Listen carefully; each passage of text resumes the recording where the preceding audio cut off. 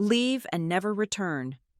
My parents said those exact words to me over a Christmas roast when I was just 8 years old, but the exile didn't truly start until 5 minutes later, when the room exploded into a chaos so perfectly choreographed it felt like a play. Now, 33 years old and miles away. A letter from an unfamiliar attorney sits on my counter, demanding I return to the people who erased me. The envelope looked innocuous enough, sitting on top of the stack of utility bills and junk mail that always seemed to accumulate on the kitchen counter by Tuesday evening. It was a heavy cream-colored linen blend, the kind of stationery that costs more per sheet than I used to spend on groceries in a week during my early 20s. The return address was embossed in a discreet, navy blue serif font. Sterling. Halloway Associates. I did not know a Sterling or a Halloway. My kitchen was quiet.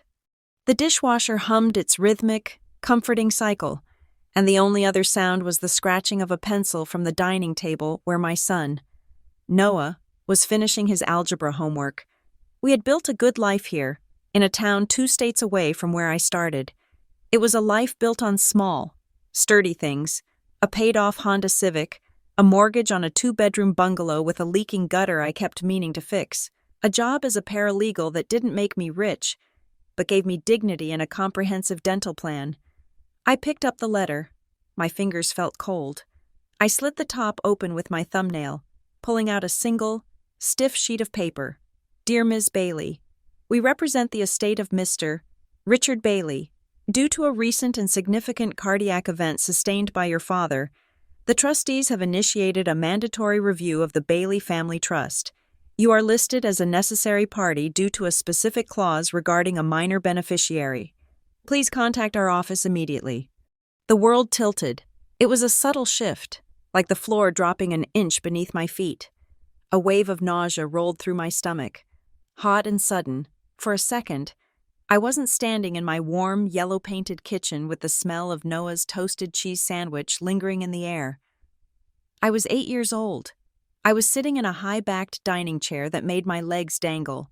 The air smelled of expensive pine wreaths, roasting meat, and heavy cinnamon candles. I could hear the clink of silver forks on china. I could hear the silence. Leave and never return. The words echoed in my head, not as a memory, but as a physical sensation, a pressure behind my eyes. "Mom?" Noah asked. His voice was deep, cracking slightly on the vowel. He was 13, dangling on that precipice between child and young man. He was looking at me, his pencil hovering over his notebook. "You look pale." I forced a breath into my lungs. It rattled slightly. "It is nothing," I said, my voice sounding thin. "Just a bill I wasn't expecting." I lied. It was not a bill. It was a summons. I walked into the living room, away from his observant eyes, and sat on the edge of the sofa. My hands were trembling. I placed the letter on the coffee table and stared at it. It had been 25 years. 25 years of silence. 25 years since I had packed a plastic grocery bag with 2 sets of clothes and walked out into the snow, holding the hand of a terrified little boy who was not Noah, but me. Wait, that was the confusion. The memory always blurred there. I had been the child. I had been the one holding my own hand, figuratively speaking. I picked up my phone and dialed the number on the letterhead before I could talk myself out of it. It was 6 in the evening. I expected a voicemail. "Sterling, Halloway Associates." A woman's voice answered. "I need to speak to Mr. Sterling." I said, "This is Madeline Bailey." There was a pause. A heavy, pregnant silence that told me my name was flagged in their system. One moment, "Ms. Bailey." A series of clicks followed, and then a man's voice came on the line. It was smooth, professional, but carrying an undercurrent of curiosity. "Ms. Bailey, this is Arthur Sterling. Thank you for calling so promptly. My father," I said, skipping the pleasantries. "Is he dying?" "He is in stable but critical condition following a severe stroke." "Mr. Sterling said, "However, that is not the primary reason for my outreach. As the new lead attorney for the Bailey estate, I am attempting to reconcile the trust documents. I have encountered a clause that involves a minor beneficiary, and frankly, the file is a mess. What kind of mess? I asked. Mr. Sterling cleared his throat. There are conflicting statements regarding your departure from the family home 25 years ago. The original trust documents claim you were disinherited for cause, but there is a secondary amendment that suggests a trust linked to a minor was established around the same time. I cannot proceed without clean signatures and a verification of facts. I need you to come to Kingsport. I am not coming to Kingsport. I said, my grip on the phone tightening until my knuckles turned white. I have no interest in their money. It is not just about the money. Ms. Bailey, Mr. Sterling said, his voice dropping a decibel. The clause regarding the minor beneficiary contains language that suggests legal guardianship implications. If this is not resolved, the state could intervene. If you have a child, you need to be here to ensure their interests, and yours, are protected against the claims currently on file. My eyes shot to the dining room, where Noah was now chewing on the end of his pencil, brow furrowed. Guardianship implications. The threat was vague, but it was enough. They knew I had a son. They had been watching, even in their silence. I will be there tomorrow, I said, and hung up. I drove to Sarah's house an hour later, leaving Noah with a frozen pizza and a promise that I would be back before 9. Sarah was my lifeline. She was the only person in the world, other than Noah, who knew the shape of the hole in my chest. She opened the door, took one look at my face, and pulled me into her kitchen. She poured me a glass of wine that I didn't drink. They called, I said. Sarah leaned against the counter, crossing her arms. Her face was hard. Who? The vampires? My father had a stroke. They are reviewing the estate. There is something about a minor beneficiary. Sarah swore softly. She knew the broad strokes. She knew I was an orphan with living parents. She knew I had walked away from a fortune to work in a cubicle. But she didn't know the specific mechanics of that night. I had never been able to articulate it. You are not going, she said. I have to. I said, they mentioned a minor. They mentioned guardianship. If there is even a 1% chance they can hurt Noah, or drag him into their mess, I have to go close the loop. Sarah looked at me, her eyes searching mine. You have told me about the dinner. You told me about the roast beef and the toast, and the way they looked at you. You told me they said, leave and never return. But, Maddie, you have never told me the rest. I looked down at my hands. They were still shaking. What rest? You were 8, Sarah said gently. Parents get mad. Parents yell. But you don't kick an 8-year-old out into a blizzard unless something else happens. What happened 5 minutes later? The question hung in the air, sharp and demanding. I closed my eyes. The smell of cinnamon came back. I remember the line. I whispered. My father stood up. He looked so tall. He pointed at the door. He said it calmly. Leave and never return. And? Sarah prompted. And the room went silent. I said, it was a vacuum. No one moved. My aunt was holding a fork halfway to her mouth. My brother, Julian, was staring at his plate. It felt like they were waiting for a cue. I took a breath. 5 minutes later, it started. I said, it wasn't organic. It didn't feel like anger. It felt like a drill. My mother screamed, but her eyes were dry. She pointed at the hallway. She claimed I had done something. She said, she went into the office. She took the envelope, and then my uncle. He just stood up and started ushering me toward the door. He didn't ask me if I did it. He didn't ask what was in the envelope. He just moved. They all moved. Fast, efficient, like they had rehearsed it. Sarah's face paled. They framed an 8-year-old? I think they did. I said, I think I was the distraction, or the scapegoat. I don't know. But 5 minutes after the words were spoken, I wasn't their daughter anymore. I was a liability they were successfully liquidating. And you are going back there, Sarah stated. I stood up. I have to find out what was in the envelope. Sarah, I have to know why my son is suddenly a necessary party. Telling Noah was harder than facing the attorney. I sat him down on his bed. The room smelled of deodorant and old sneakers. He had a poster of a nebula on the ceiling. "We are going on a trip," I said, "to Kingsport." He looked up from his phone. "Kingsport? Isn't that where you grew up?" "Yes. You said we were never going back there." He said, "You said it was a toxic waste dump wrapped in tinsel." I smiled. "A weak, fleeting thing. I did say that. And it is true. But my father is sick, and there are some legal papers I need to sign to make sure we stay safe and independent." Noah set his phone down. "Is this about the money?" "No," I said firmly. "We do not want their money. Do they know about me?" He asked. "Yes. Are they going to be mean to you?" I reached out and brushed a piece of hair off his forehead. He flinched, just a tiny bit, a teenage reflex, but then leaned into my hand. "They might try," I said, "but I am not 8 years old anymore. Noah, I am 33, and I have you. I just need you to promise me something." "What?" "Don't believe them. If they try to be nice, if they give you gifts, if they tell you stories about how much they missed us, don't believe them. Watch them. Watch what they do, not what they say." Noah nodded slowly, like a spy mission. Something like that. I said, "The drive to Kingsport took 4 hours.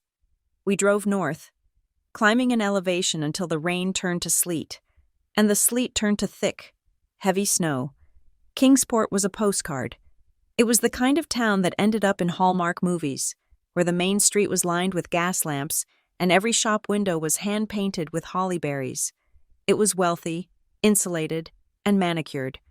As we drove past the town square, I saw the giant Christmas tree, lit with thousands of white lights.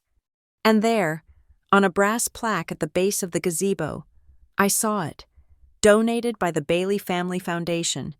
It started there. The library had a Bailey wing. The park had a Bailey pavilion. My last name was stamped on this town like a brand. It felt suffocating. It felt complicit. The town was beautiful because my family paid for the paint. And in exchange, the town didn't ask why the Bailey's daughter vanished one winter night. "Mom, look," Noah said, pointing out the window. "That looks like the rich people house in Batman." He was pointing to the gates of my childhood home, visible just for a second as we drove past the turnoff. Iron gates, stone pillars, a long, winding driveway disappearing into the pines. "We are not staying there," I said quickly. "We are staying at the inn on the green." Mr. Sterling's office was exactly as I expected. Mahogany paneling, leather chairs that swallowed you whole, and the smell of old paper and lemon polish. Mr. Sterling himself was younger than I expected, perhaps 40, with a face that seemed tired. He looked at Noah, then at me. "I would prefer to speak with you alone." "Ms. Bailey," he said. "Noah stays." I said, "He is the minor beneficiary in question, isn't he?" Mr. Sterling hesitated, then nodded. "Very well. Please, sit." He opened a thick file folder. "As I mentioned on the phone, the Bailey Family Foundation is undergoing an audit triggered by the estate transfer. Your father's stroke has accelerated the process. The foundation manages significant assets, ostensibly for charitable purposes, scholarships, community grants, that sort of thing." "Ostensibly?" I asked, catching the word. Mr. Sterling adjusted his glasses. "I am new to this account. Ms. Bailey, I was brought in 6 months ago after the previous council. Retired abruptly. I am trying to make sense of the ledger. There is a recurring trust disbursement linked to a minor Bailey. The family contends this was a provisional fund set up for your son, anticipating a reconciliation that never happened. They didn't know he existed until 3 years ago." I said, "I kept him off social media. I changed my number." Mr. Sterling looked at a document. That is where the conflict lies. The file contains a sealed incident report from December 25th, 1998. It was prepared by the family's previous legal team. "An incident report?" I asked. "For a Christmas dinner?" "It characterizes your departure as complex," Sterling said diplomatically. "It references a mental health episode. It claims you were a danger to yourself and others." My blood ran cold. "I was 8. I said, "Mr. Sterling nodded. "That is what the birth certificate says."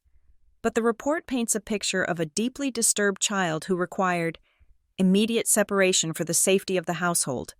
This report is the justification they use to sever your trust and, seemingly, to justify the creation of this other fund. He leaned forward. Ms. Bailey, if this report is true, your parents have a legal argument that you are unfit to manage any assets, including those designated for your son. If it is false, it is a lie. I said, then we have a problem. Sterling said, because everyone in that room signed it. The door to the office opened. I didn't turn around, but I felt the air pressure change.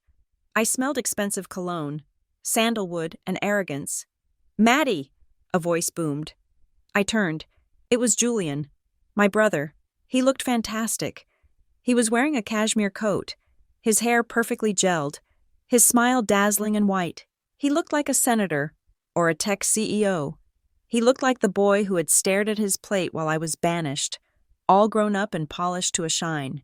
He crossed the room in 3 strides and opened his arms. I stood up, placing myself between him and Noah. I did not hug him. Julian stopped, dropping his arms with a rueful, charming smile. Okay, fair enough. It has been a long time.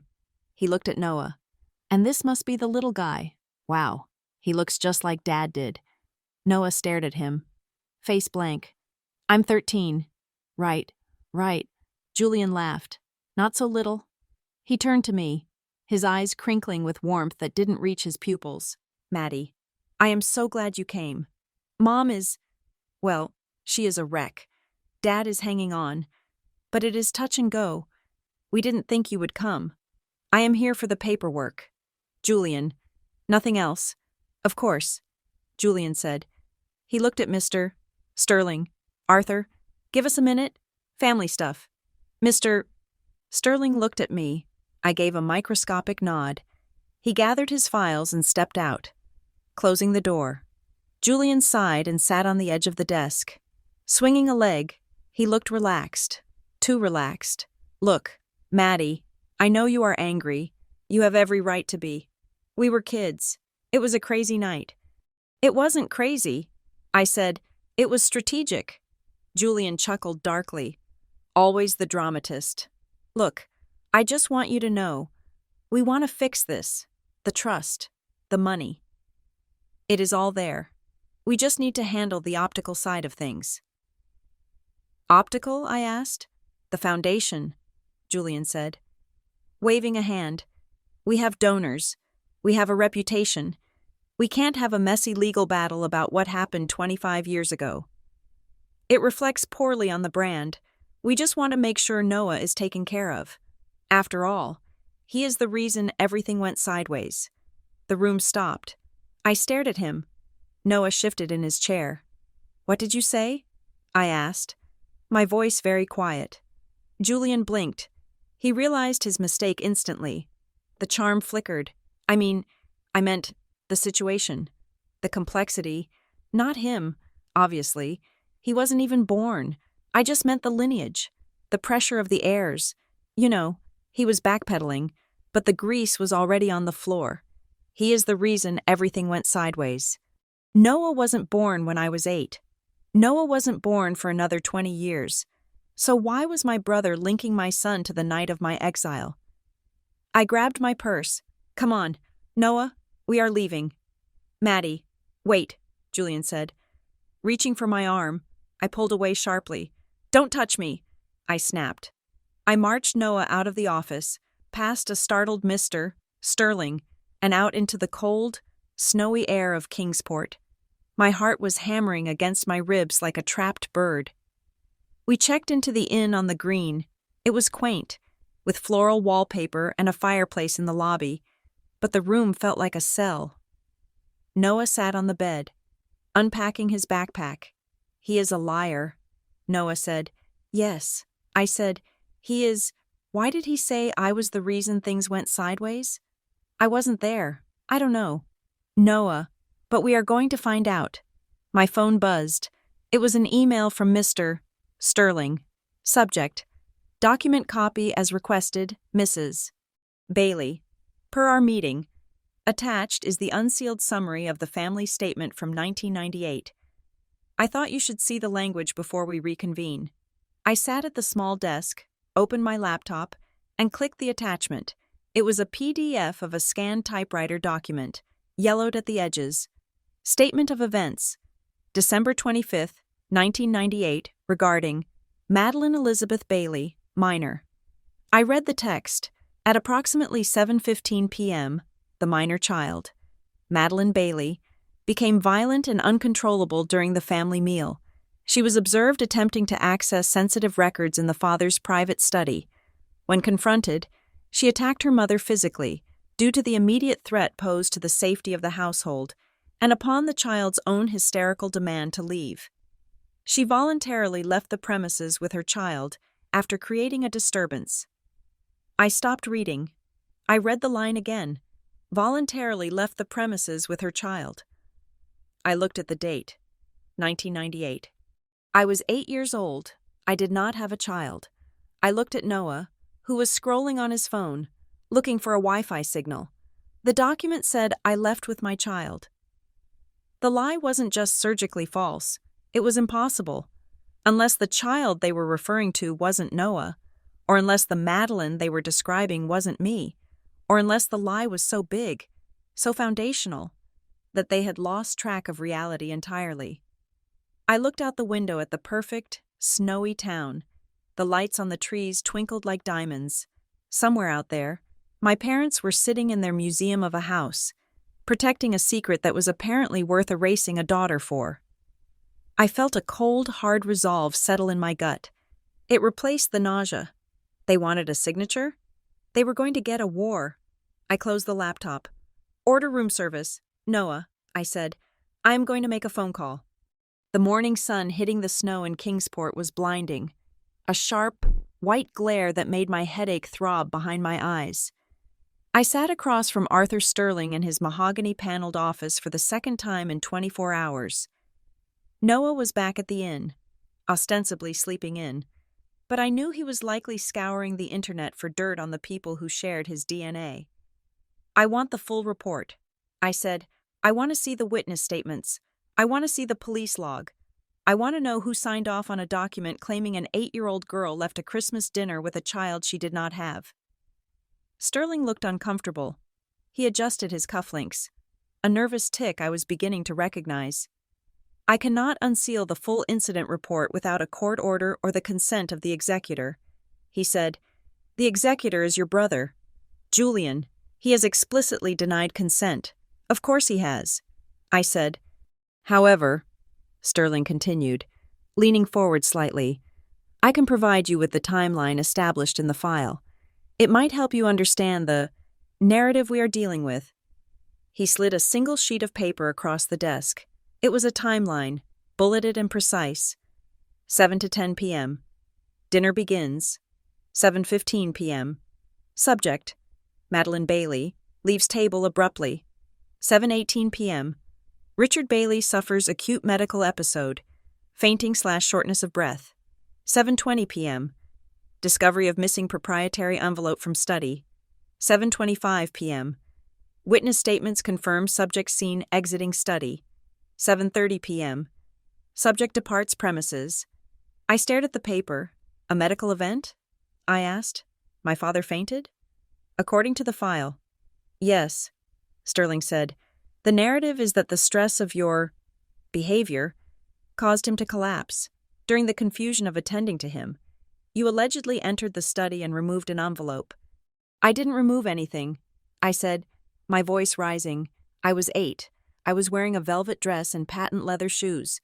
I didn't even know what a proprietary envelope was. Sterling held up a hand. I'm just telling you what is in the file. Ms. Bailey, this is the story of record.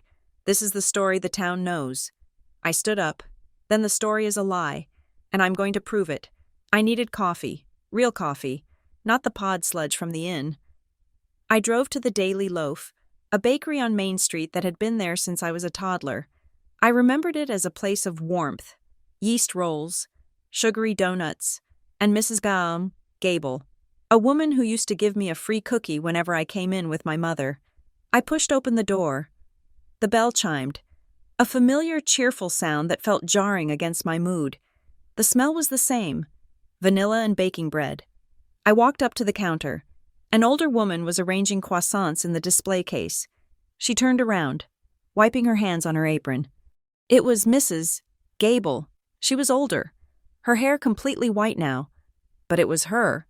"Can I help you?" she asked, her smile professional and polite. "Hi, Mrs. Gable," I said, forcing a smile. "It is me, Madeline Bailey." The smile dropped from her face instantly. It didn't fade. It vanished, replaced by a look of genuine shock and something that looked painfully like fear. She took a half step back, her hand going to her throat. "Madeline?" she whispered. I nodded. "I am back in town for a few days. I just wanted a coffee." She stared at me, her eyes tracing my face as if looking for scars, or perhaps horns. The silence stretched, heavy and awkward. Other customers were looking at us. "I didn't think we would ever see you again," she said, her voice low. "We thought, well, after what happened, the fire, the trouble." "Fire?" I asked. "What fire?" Mrs. Gable looked down at the counter, refusing to meet my eyes. Your mother said it was best if we didn't ask. She said you were somewhere safe, where you couldn't hurt anyone." She looked up at me then, and her eyes were filled with a terrible, pitying sadness. "I am sorry," she said softly. "I really thought you were gone for good, like permanently gone." She didn't mean moved away. She meant institutionalized, or dead. I felt the blood drain from my face. They hadn't just said I was difficult. They had turned me into a monster, a pyromaniac, a danger. I changed my mind.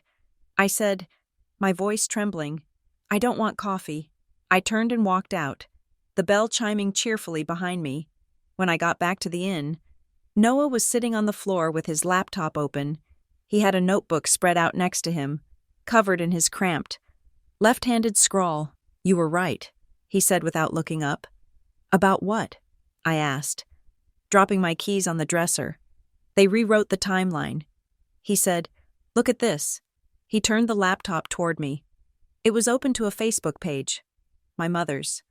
He had scrolled back years, deep into the archives. He pointed to a photo album titled Christmas 2005. I would have been 15 then. "Look at the caption." Noah said, "Wonderful Christmas with just the three of us. So grateful for peace and quiet after the hard years. Julian is such a blessing." Noah clicked another one. Summer 2002. Family vacation in the Hamptons. Just us. There are missing years.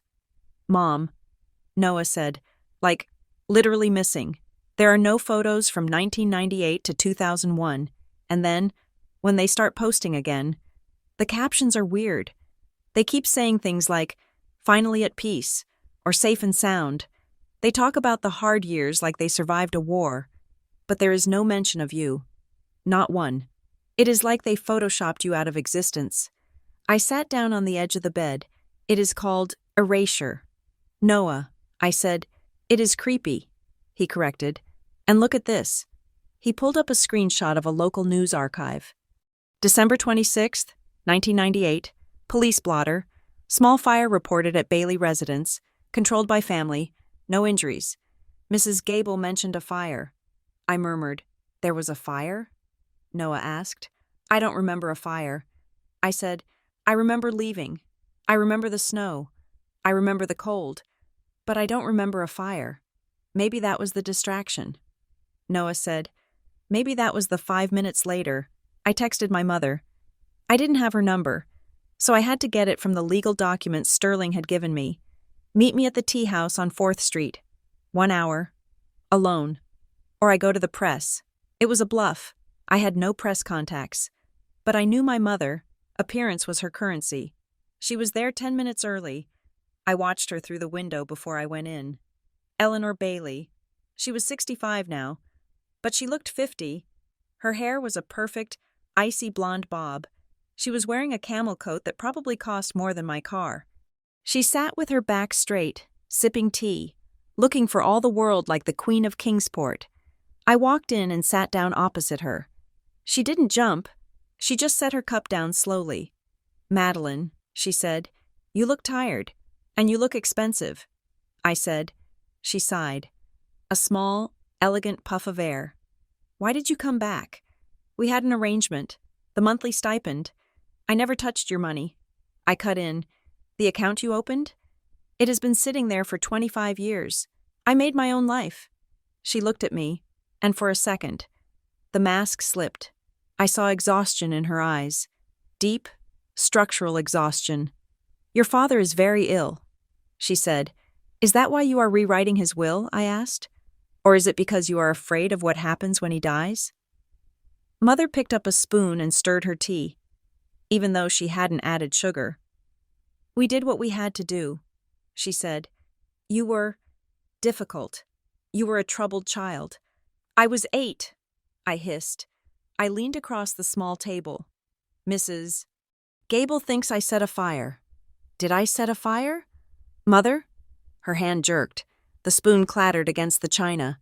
It was a tiny sound, but it was loud in the quiet shop. "There was an incident," she whispered. "What happened 5 minutes later?" I asked.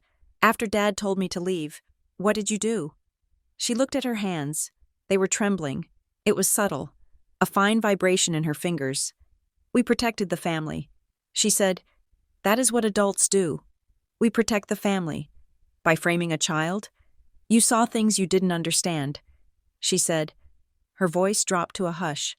"You were always the honest one. Madeline, that is why you had to go." I froze. I was always the honest one. It wasn't an insult. It was a confession. I wasn't exiled because I was a liar. I was exiled because I couldn't be trusted to lie. "What did I see?" I asked. "What was in the envelope?" She stood up abruptly, grabbing her purse. "Leave it alone. Madeline, sign the release Julian is going to send you. Take the money. Go back to your little life. If you dig this up, you won't just hurt us, you will hurt yourself. And that boy of yours?" She walked out without looking back. I went straight back to Sterling's office. I didn't wait for an appointment. I told the receptionist it was an emergency. Sterling came out to the lobby, looking annoyed. "Ms. Bailey, I have other clients." "The minor," I said, "the one in the trust clause." "Who is it?" Sterling sighed and gestured for me to follow him. We went back into the mahogany room. "I asked you this before." I said. "You said it was complicated." "It is," Sterling said. He sat down and rubbed his temples. "The trust clause is not for Noah. It is for a beneficiary named Leo Vance." "Who is Leo Vance?" "He is 17 years old," Sterling said. "He is currently a recipient of a full scholarship from the Bailey Foundation to a private boarding school in Switzerland. And why is he in my father's personal trust?" Sterling looked at the file. "That is the question, isn't it? The clause stipulates that upon your father's death, a significant portion of the liquid assets, about $2 million, is to be transferred to a trust for Mr. Vance. It is listed under charitable obligations, but it is structured like an inheritance." I stared at him. "My father has a secret child?" I asked. Sterling shook his head. "Unlikely. The dates don't line up. Mr.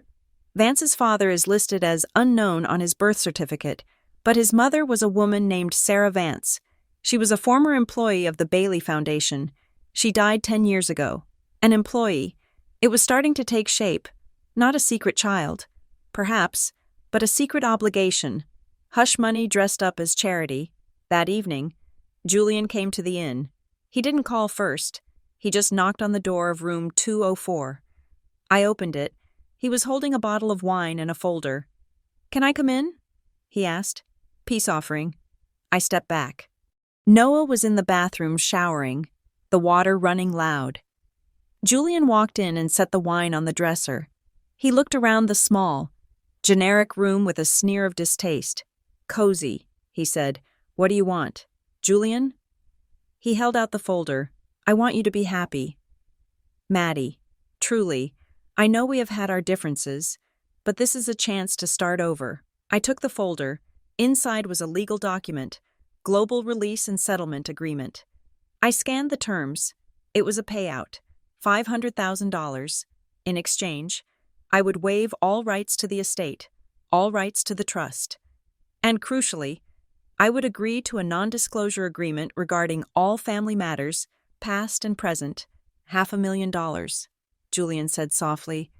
Cash, tax-free structure. You could buy a house. You could send the kid to a real college. And all I have to do is agree that I am crazy and you are saints? I asked.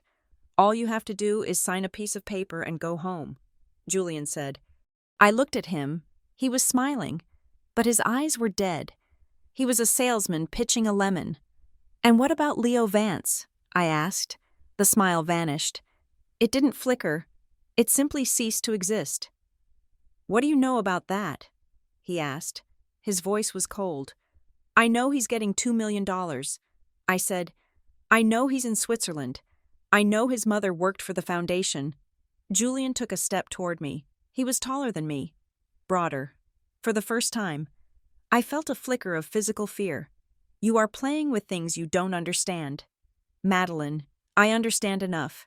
I said, I understand that you need my signature because the audit is coming. You can't hide a $2 million payout to a random teenager if the estate is contested. Julian's face twisted. You selfish brat. He spat. It was the voice of the teenager he used to be. You always ruined everything. You ruined every Christmas. You couldn't just sit there and eat your dinner. You had to snoop. You had to ask questions. What did I see? Julian, I shouted. You are going to ruin Christmas for everyone again, he yelled. The bathroom door opened. Noah stood there, wrapped in a towel, steam billowing out behind him. He was holding his phone. The red recording light was on. Get out, Noah said. His voice was deep, steady, and surprisingly menacing. Julian looked at Noah, then at the phone. He sneered. Enjoy the motel, he said. He grabbed the wine bottle, but left the folder, and stormed out. My hands were shaking. I sat down on the bed. The adrenaline was fading, leaving behind a cold, clammy sweat. You couldn't just sit there and eat your dinner. You had to snoop. The memory hit me then. Not the words, but the feeling. I closed my eyes. The smell of roast beef. The heavy silver fork in my hand. My father standing up to make a toast. He was happy. He was raising a glass of red wine. Then the phone rang. The landline in the kitchen. My mother answered it. She came back in, looking pale. She whispered something to my father. The papers. Richard. They started arguing in hushed tones. My father looked at the study door. The study was always locked. But that night, the key was in the lock. I wanted to help. That was it. I was 8, and I wanted to help. I thought if I got the papers, they would stop fighting. I slipped off my chair. I walked down the hallway. The carpet was thick. They didn't hear me. I pushed open the study door. It was dark, lit only by the streetlights outside. On the desk, there was a stack of envelopes, thick, manila envelopes, and an open briefcase.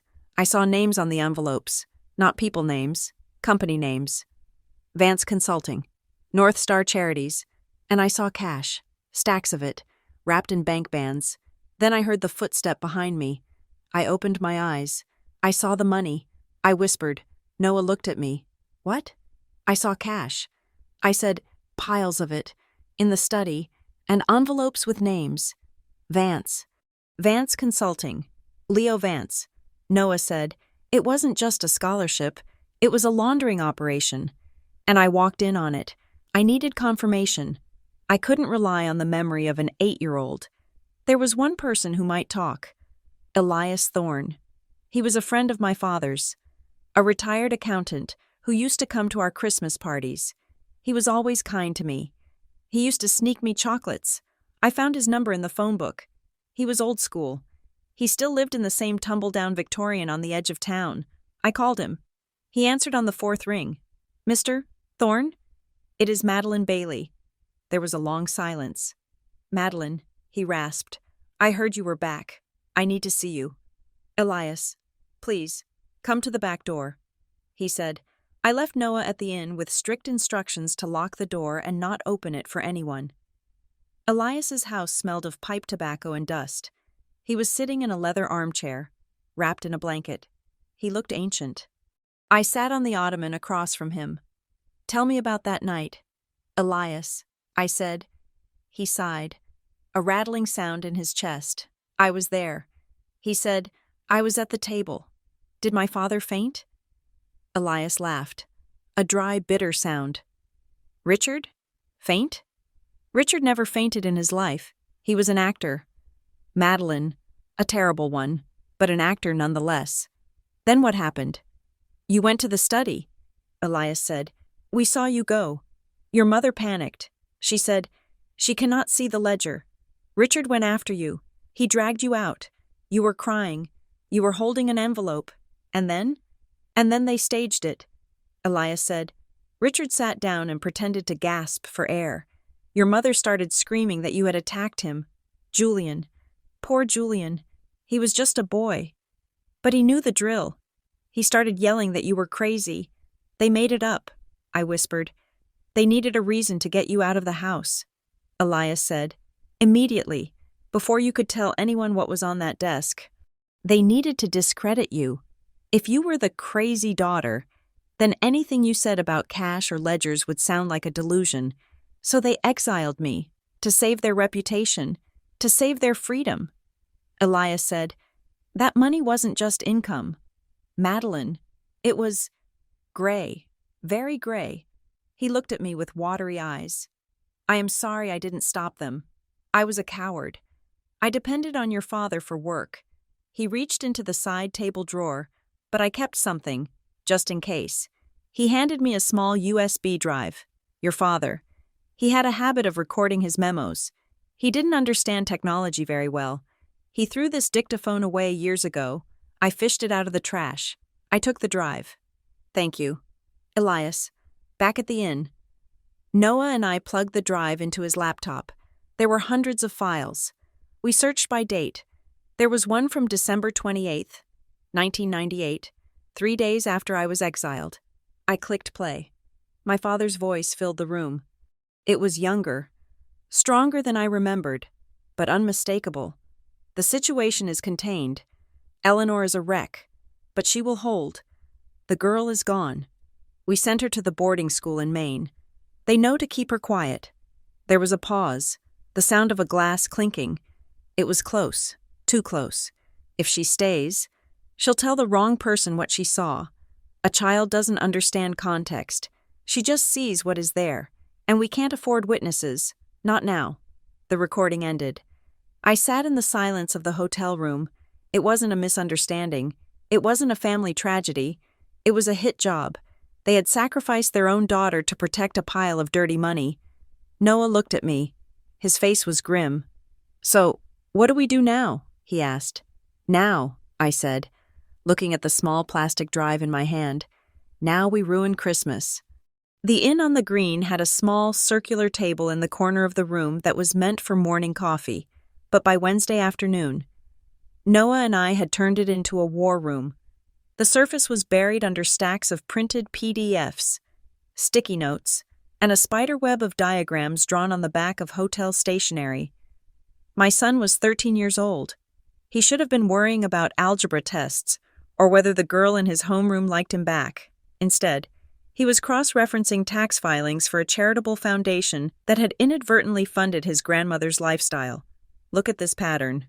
"Mom," Noah said, tapping a highlighter against a spreadsheet. I leaned over his shoulder. The document was a public tax filing for the Bailey Family Foundation from 4 years ago. "See the incoming donations?" Noah asked. "Big numbers. 50,000 here, 100,000 there, mostly from local businesses or anonymous donors." I nodded. "That is standard," I said. "They host the Winter Gala every year. People pay for tables." "Right," Noah said. "But look at the outgoing." He flipped the page to the expense ledger. "Scholarships, community grants, library upkeep, those are all normal. But look at the consulting fees." I scanned the list. Amidst the payments to caterers and event planners, there was a recurring line item, Vance Strategic Consulting. The amounts were specific, $9,000, $500, $9,000, $800, always just under $10,000. Why are they all under 10,000? I asked. Because 10,000 is the reporting threshold for certain bank scrutiny, Noah said.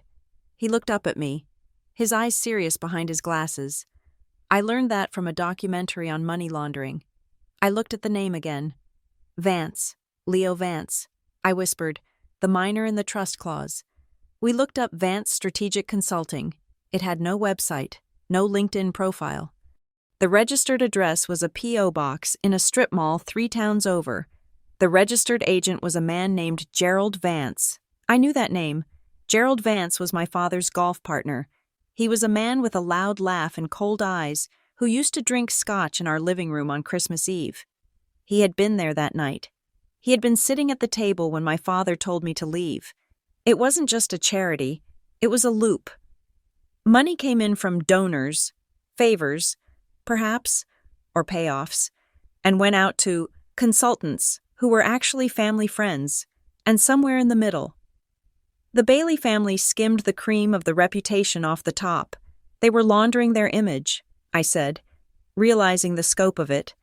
They use the charity to look like saints, but they are using the back end to pay off debts or hide income. And Leo Vance is Gerald's kid? Noah asked. Grandson? Maybe. I said, or son. If Gerald is the bagman, maybe Leo is the insurance policy. I took the spreadsheet to Arthur Sterling's office an hour later. I didn't make an appointment.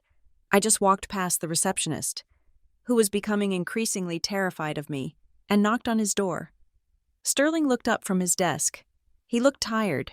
The crispness of his suit seemed to have wilted slightly since I arrived in town. Ms. Bailey, he said, removing his reading glasses, I was about to call you. Who is Gerald Vance? I asked, dropping the spreadsheet on his desk. Sterling didn't look at the paper. He didn't need to.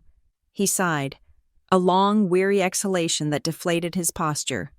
Gerald Vance is a longtime associate of your father, Sterling said carefully. He served on the board of the foundation for 20 years. And his consulting firm? I asked. The one draining nearly $10,000 a month from a charity meant for orphans and libraries? Sterling picked up the paper. He studied the numbers, his face unreadable. I cannot comment on the specifics of the foundation's vendors, he said. However, I will tell you that the audit I mentioned, the one triggered by the estate transfer, these are the transactions that were flagged. Flagged by whom? By me, Sterling said. He looked me in the eye. I am not the first attorney to handle this file. Ms. Bailey, my predecessor, Mr. Holloway, managed the Bailey affairs for 30 years. He retired very abruptly 6 months ago. Why? I asked. Sterling leaned back in his chair. He didn't answer directly. Instead, he looked at the ceiling, choosing his words with the precision of a man walking through a minefield. Mr. Holloway was of the old guard. He believed his job was to facilitate the client's wishes, regardless of the geometry of those wishes. I take a different view. I believe my job is to ensure the estate is compliant with the law. When I took over, I started asking for the underlying invoices for these consulting fees. And I was told they were lost, Sterling said, or that they were confidential, or that I didn't need to worry about them. He paused, then lowered his voice. I don't like being told what I'm allowed to see. Ms. Bailey, especially when my signature is going to be on the filings. He was giving me a thread. He couldn't hand me the smoking gun because of attorney-client privilege, but he was telling me where to look. He was telling me that the missing years and the staged exile weren't just family drama. They were cover for financial malfeasance that had been going on for decades. You need to unseal the incident report. I said, if my father claims I was violent, and that justifies disinheriting me, then proving he lied about that night proves he is lying about everything else. Sterling nodded slowly. I can't unseal it myself, but if you can prove the narrative of that night is false, the judge might grant a motion to open the file. You need evidence. Madeline. Not just memories. My phone rang as I left the law office. The caller ID simply said, home. I stared at the screen. I hadn't seen that word associated with a phone number in 15 years. I answered, hello, Madeline.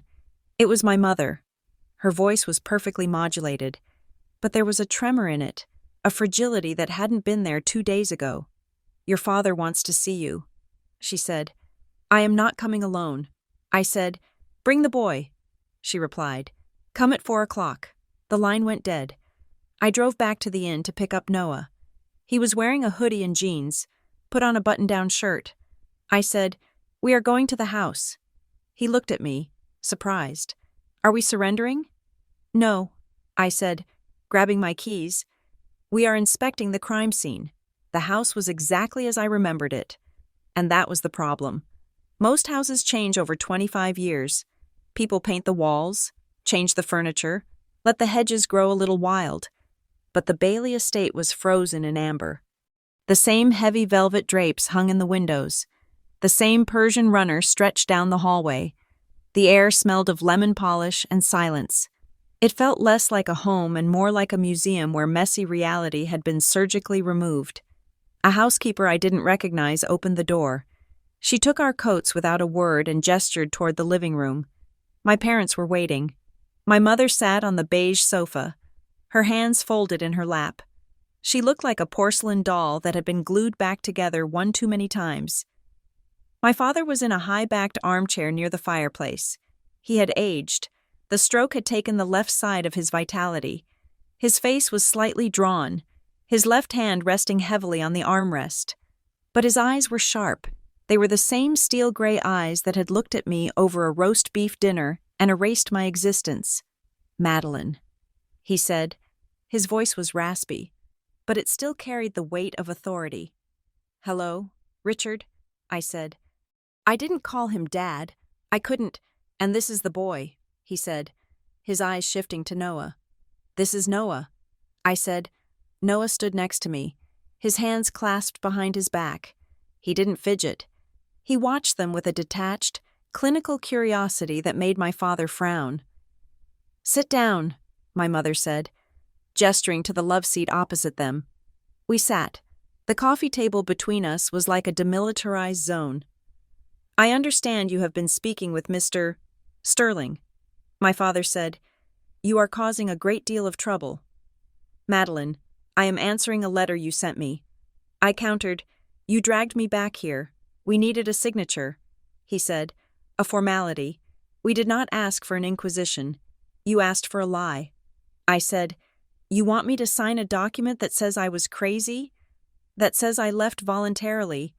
"Because it is the truth," my mother interjected, her voice rising. "It is a script," I snapped. I looked at my father. "I know about Vance Consulting. I know about the payments." My father's face didn't change, but his right hand tightened on the armrest. "You don't know anything," he said softly. "You are looking at shadows and calling them monsters. We did what we did to protect this family, to protect the name." "Protect it from what?" I asked. "From an 8-year-old girl? From ruin," he said. "From the kind of scandal that destroys lives. You were a child. You were confused. You were seeing things that weren't there. We had to make a choice, a hard choice." He leaned forward, the firelight catching the gray in his hair, and we made it. And because of that choice, this family survived, the foundation survived, and now I am offering you a way out. Sign the release, take the money, go back to your life, stop digging up the past for the sake of this boy. Do you want him to grow up watching his mother destroy her own heritage? He was using Noah as a shield. He was twisting his own corruption into a virtue. The room went silent. Then Noah spoke. His voice was calm, conversational, and utterly devastating. "Why is there a trust clause about a different kid?" he asked. The silence that followed was instant and absolute. It sucked the air out of the room. My mother stopped breathing. My father's jaw worked, but no sound came out. They hadn't expected him to speak. To them, he was a prop, a bargaining chip. They didn't realize he was a combatant. "Who told you that?" my father whispered. "It is in the file," Noah said, shrugging. "Leo Vance. If you protected the family, why are you paying him $2 million? My mother stood up, her composure shattered. "That is enough," she cried. "Get out, both of you." My father raised his hand to stop her. But the damage was done. The reaction confirmed everything. Leo Vance wasn't just a beneficiary, he was the radioactive core of the secret. I stood up. "Come on, Noah," I said. We walked to the door. As I reached for the handle, my mother caught up to me. She grabbed my elbow. Her grip was desperate, her nails digging into my coat. "Madeline, wait," she hissed. She pulled me into the foyer, away from the living room. She looked back to make sure my father couldn't hear. "Listen to me," she whispered. "He won't budge. He can't. If he admits anything, it all falls apart. Then let it fall." I said, "I can't do that," she said, her eyes pleading. "I have nowhere else to go. This house, this life, it is all I have." She fumbled in her pocket. "But I can give you something." She looked at me with a desperate intensity. "Sign the release, Madeline. Just sign it. If you do, I will give you a letter. I will write it myself. It will explain everything. It will tell you that you weren't crazy. It will tell you that we loved you. You can show it to Noah. You can have your closure. But the legal record has to stay clean." I looked at her. I looked at the woman who had birthed me, who had sat silently while I was dragged out into the snow. She was offering me an emotional carrot. She thought that was what I wanted. She thought I was a wounded little girl looking for mommy's validation. She didn't understand that I didn't want her love anymore. I wanted the truth, and I wanted it on a court order, not a secret note I had to buy with my silence. "I don't want your letter, Mother," I said coldly.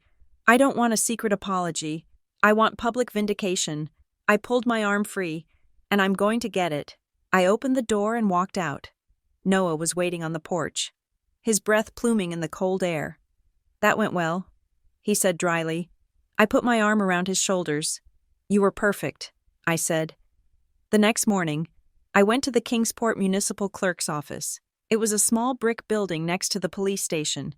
The air inside smelled of stale coffee and photocopier toner. I approached the glass partition. A young woman with bright pink fingernails looked up. "Can I help you? I need a copy of a police call log." I said, "From December 25th, 1998. She typed on her keyboard. "That is archived. Do you have a case number?" I hesitated. I didn't. The file in Sterling's office had referenced an incident, but the specific case number had been redacted or omitted. "I don't," I said, "but I have the address. The Bailey residence. 440 High Street." She frowned. "I can't search by address for closed juvenile records without a case number. It is a privacy protocol. There must be a way." I insisted. "It was a medical emergency call. An ambulance was dispatched. If you are a party to the incident, you can fill out a request form," she said, sliding a clipboard under the glass. "But without the case number, it might take weeks to locate. The archives from the 90s are just boxes in the basement." I stared at the form. Weeks. I didn't have weeks. The court hearing was in 4 days. I filled out the form anyway, my handwriting jagged with frustration. "Thank you," I said, sliding it back. I walked out to the parking lot. I felt walled in. My parents had built a fortress of bureaucracy around their lie. They had anticipated this. They had scrubbed the numbers. I got into my car and slammed the door. I put my forehead against the steering wheel and let out a scream of pure, frustrated rage. Then there was a tap on my window. I jumped. Standing outside was a woman I didn't know. She was in her 50s, wearing a sensible wool coat and a knit hat. She looked like a librarian or a schoolteacher. I rolled down the window a few inches. "Can I help you?" "Are you Madeline Bailey?" she asked. "Yes." She looked around the parking lot, checking to see if anyone was watching. "I am Elena," she said. "I used to work for Mr. Holloway, the prior attorney." I unlocked the door. She slipped into the passenger seat, bringing a gust of cold air with her. "I can't stay long," she said nervously. "Mr. Sterling is a good man, but he plays by the book. Mr. Holloway, he played by the family's book." "Why are you here?" I asked. "I heard you were back." She said, "Small town. And I remember the file. I was the one who had to box it up when Holloway retired. She reached into her large tote bag. "Mister, Holloway had me shred the duplicates," she said. "Everything with the original case numbers. Everything with the raw notes from that night. He wanted the file sanitized for the new counsel." My heart sank. "So it is gone. The official copies are gone," she said. "But Mr. Holloway was old-fashioned. He kept a day planner, a physical one. He wrote everything down. He forgot about it when he cleared out his desk. I found it in the recycling bin." She pulled out a piece of paper. It was a photograph. A high-resolution print of a handwritten page from a leather-bound planner. "Look at the date," Elena said. I looked. December 23rd, 1998, 2 days before Christmas, 2 days before the dinner. The handwriting was jagged, hurried. Call from Eleanor. Panic, M. Found the study key.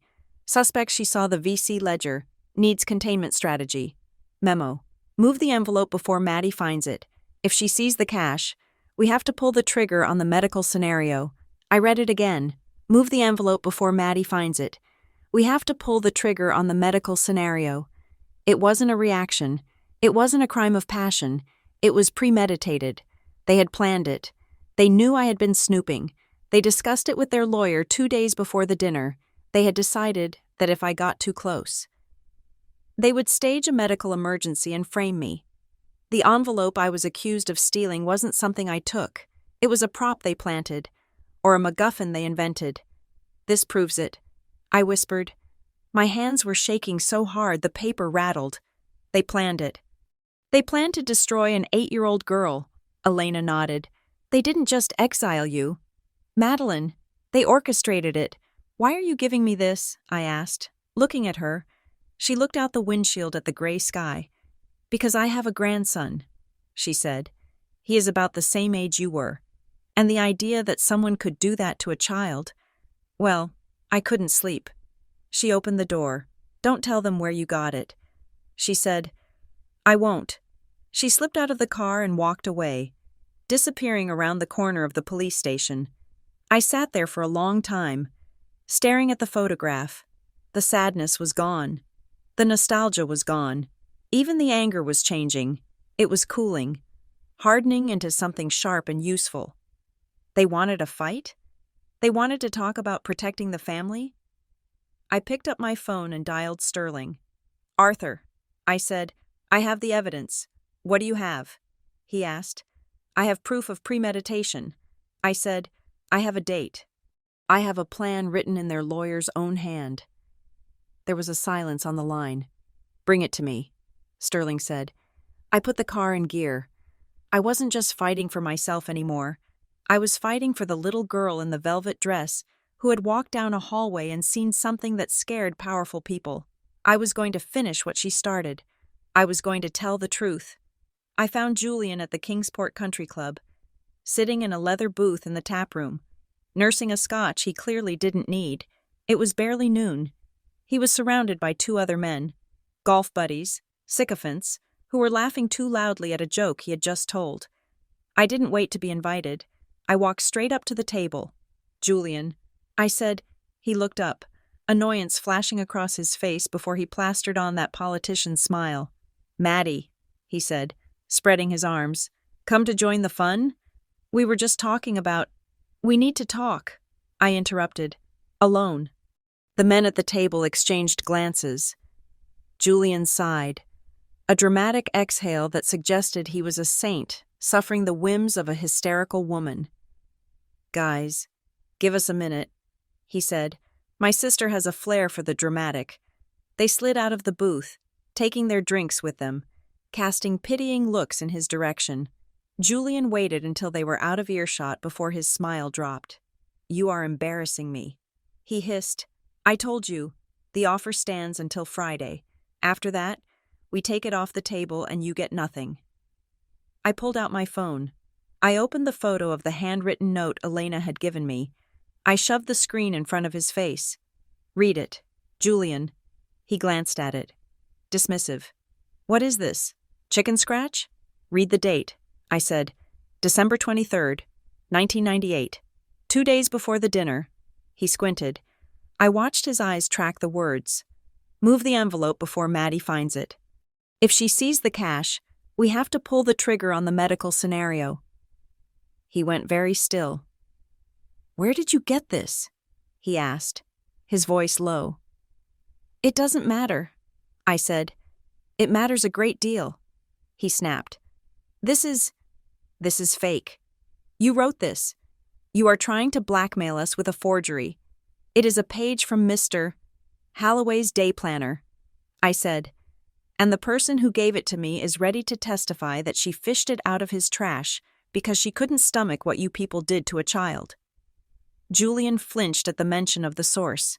He knew exactly who Holloway's assistant was. He knew she was unimpeachable. The color drained from his face, leaving it a sickly, ash gray. He looked around the tap room to make sure no one was watching, then leaned in, his voice a harsh whisper. You don't understand the context. Maddie, you are reading snippets and inventing a conspiracy. The context is that you planned it. I said, you and Mom and Dad. You sat around a table and decided that if I asked too many questions, you would frame me. You would stage a heart attack and accuse me of theft. We were trying to save Dad. Julian blurted out. He stopped, realizing he had said too loud. He lowered his voice again. Desperate. Dad was in trouble. Maddie. Real trouble. He had borrowed money against the foundation to cover bad investments. Personal investments. He was leveraged up to his eyeballs. If the board found out, if the donors found out, he was going to prison. Not just fired. Prison. So you destroyed me instead? We had to get you out, he insisted. You saw the ledger. You saw the cash in the study. You were walking around asking why there were stacks of money on the desk. You were 8 years old, and you had a mouth that wouldn't stop moving. If you had told one person at that party, one donor, one board member, about the cash, the audit would have started the next morning. So the envelope? I asked. It was real, Julian admitted. It contained the loan documents from Vance, private loans, high interest, illegal structure. Dad had them on the desk because he was trying to figure out how to pay them back before the end of the year. And the medical scenario? Julian looked down at his scotch. He swirled the amber liquid. It was a contingency. If you kept snooping. We needed a distraction, a big one, something that would make everyone forget about business and focus on something else. Me. I said, I was the something else. He looked up at me. His eyes were wet. But I felt no pity.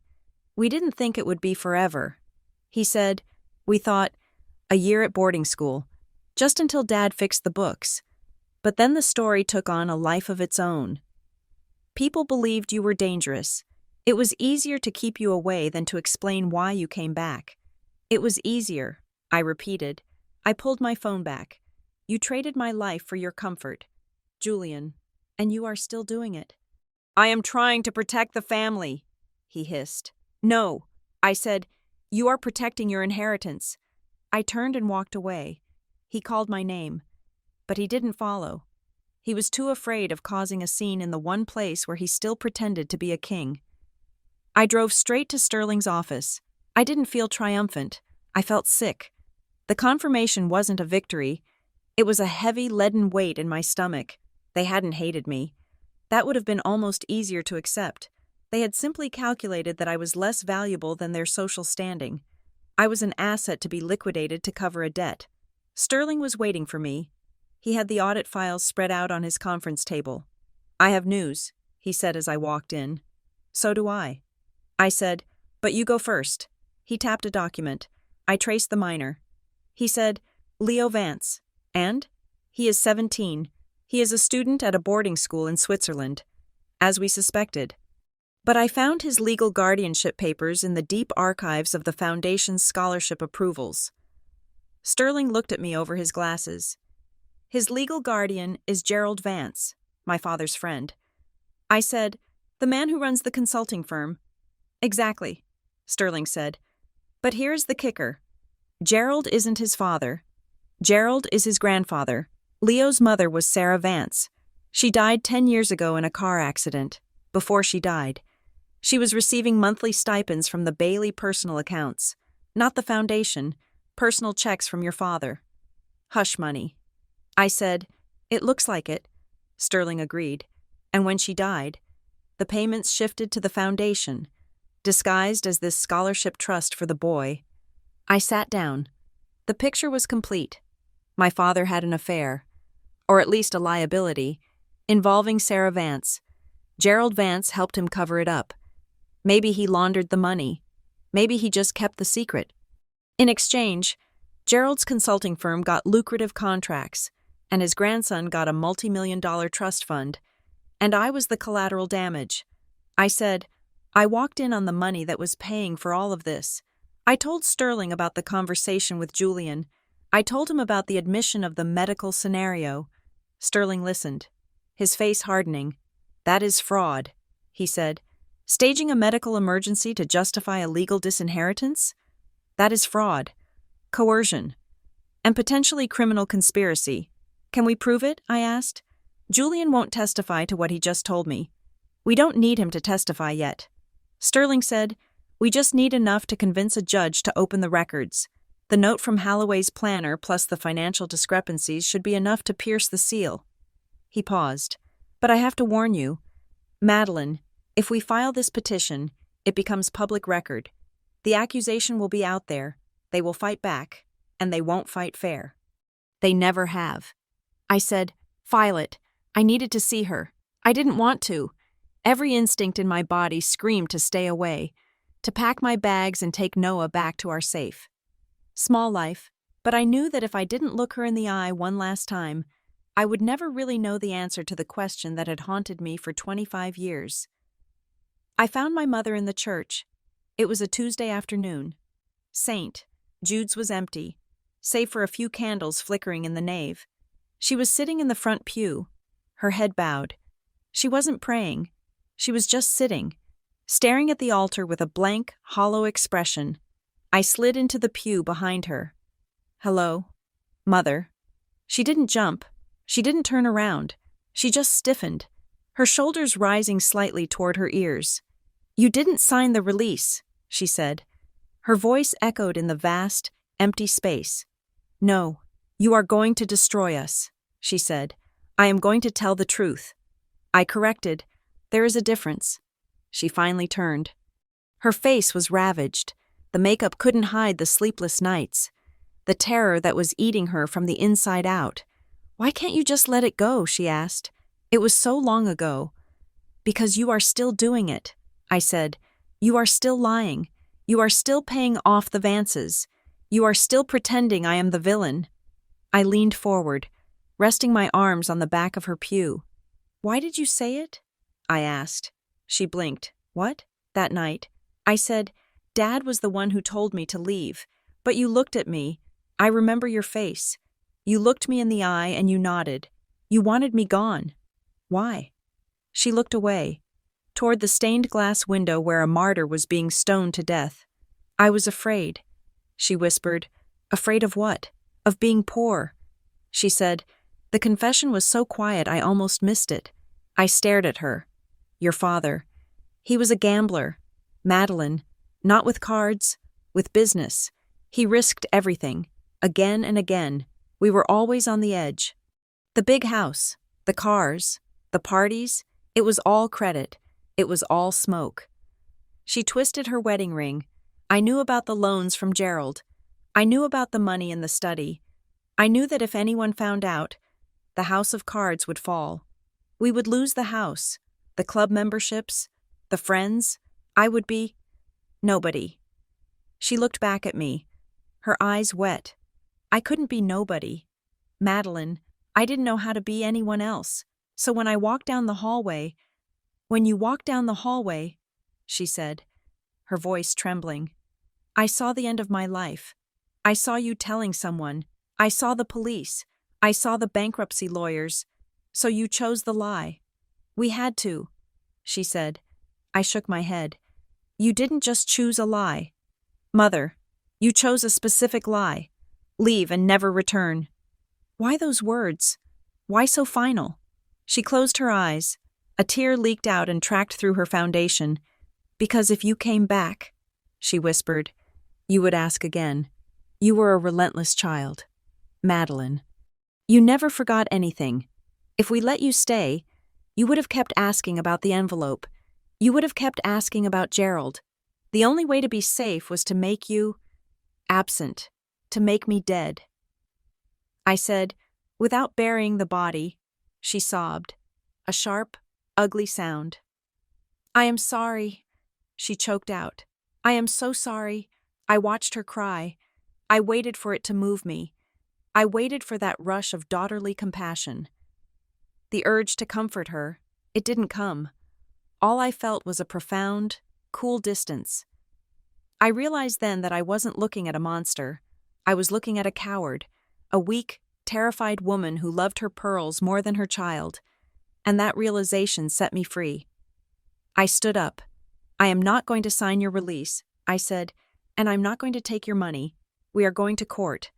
Mother, and you are going to have to tell this story to a judge. I turned to walk away.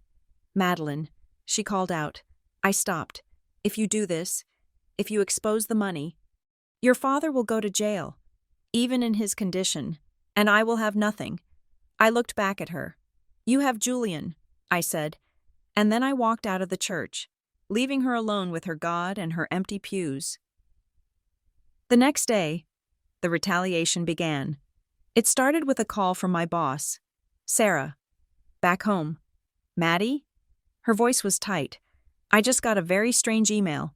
My stomach tightened, but I kept my voice steady. What did it say? Sarah?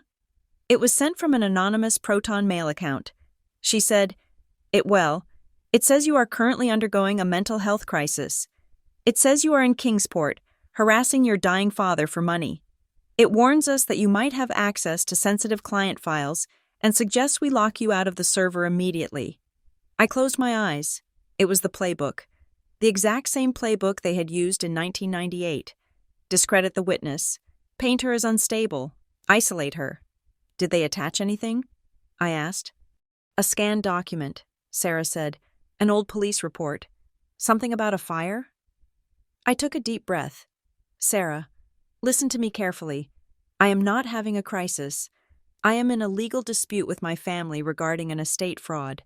My attorney is Arthur Sterling. I am going to forward you his contact information and a copy of the petition we are filing today. There was a pause. Okay, Sarah said slowly. I trust you. Maddie, you know that. But this email was copied to the managing partners. I know. I said, that is the point. They are trying to scare me.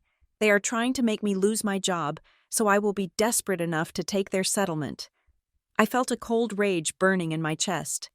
It wasn't the hot, chaotic anger of a child. It was the focused, icy anger of a woman who knows her rights. I will send you the documentation within the hour, I said. And Sarah? Yeah? If they email again, don't delete it. Forward it to me. It is evidence of harassment. I hung up. I didn't scream. I didn't throw the phone. I sat down at the small desk in the hotel room, opened my laptop, and drafted the email to Sarah. I attached the letter from Sterling. I attached the draft of our petition. I laid out the facts clearly, unemotionally, and professionally. I hit send. Then I looked at Noah. He was sitting on the bed, his knees pulled up to his chest. He had heard the conversation. They are trying to get you fired? He asked. His voice was small. Yes. Are we going to be homeless? No, I said firmly. I have savings, and I have the truth, and Sarah knows I'm good at my job. Noah looked down at his knees. Maybe we should stop. Mom. I went over to the bed and sat next to him. What? Maybe we should just take the money and go. He said, they are too strong. They are going to ruin everything. You said we came here to protect our future, but this feels like we are walking into a fire. I put my arm around him. He was trembling. Noah, look at me. He looked up. His eyes were wide and scared. The same look I must have had when I was 8. If we stop now. I said, they win. And if they win, they get to keep telling the story that I am crazy. They get to keep telling the story that you are the son of a crazy woman, but I don't care what they say. Noah said, "You will." I said, "Someday, you will apply for a job, or a security clearance, or you will meet someone special. And if these records stand, if that police report stands, it will follow us. It is a shadow." Noah, and the only way to get rid of a shadow is to shine a light on it. I squeezed his shoulder. I am not doing this to get revenge. Noah, I am doing this to clean the slate.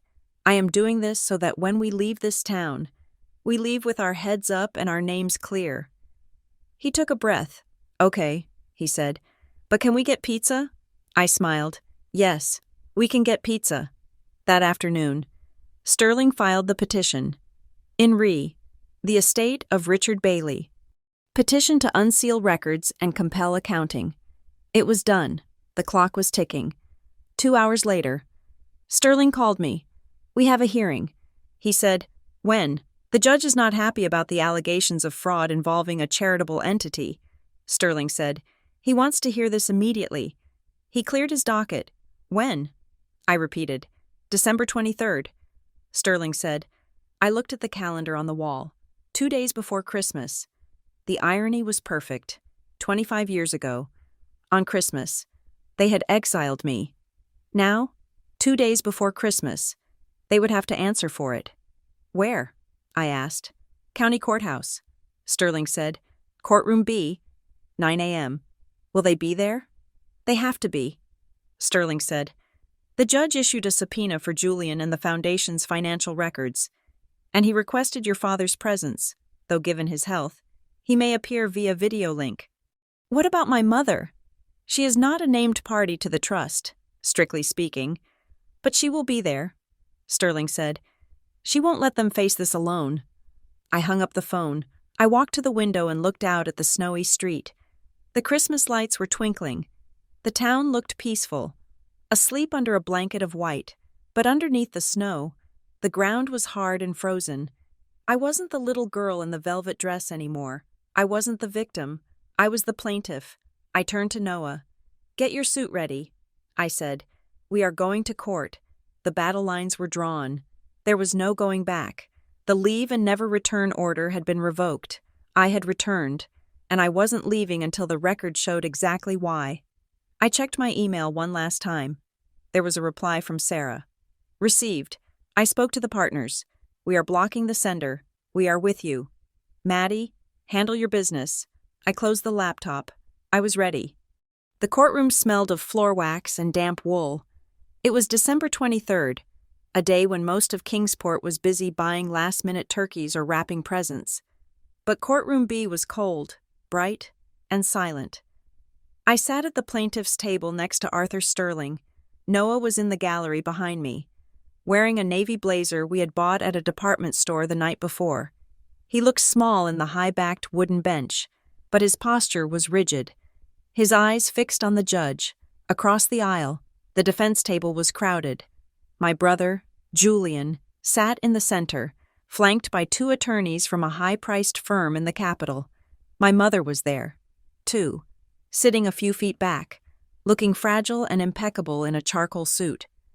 My father was absent, his presence reduced to a video feed on a monitor near the judge's bench, his face pixelated and pale against the pillows of his hospital bed. Judge Holloway, no relation to the old attorney, a coincidence that seemed to irritate everyone, tapped his gavel. "We are here on an emergency petition to unseal records regarding the estate of Richard Bailey and the Bailey Family Foundation." The judge said, "Let us proceed with the incident report." Sterling stood up. "Your Honor," he said, his voice steady. "We have argued that the incident report from December 25th, 1998, was a fabrication used to defraud my client of her inheritance and character. We requested it be unsealed to demonstrate the inconsistencies." The judge nodded. "I have reviewed the file in chambers. Mr. Sterling, you may read the relevant portions for the record." Sterling picked up the document. It was the original report, the one that had been buried for 25 years. Witness statement of Eleanor Bailey.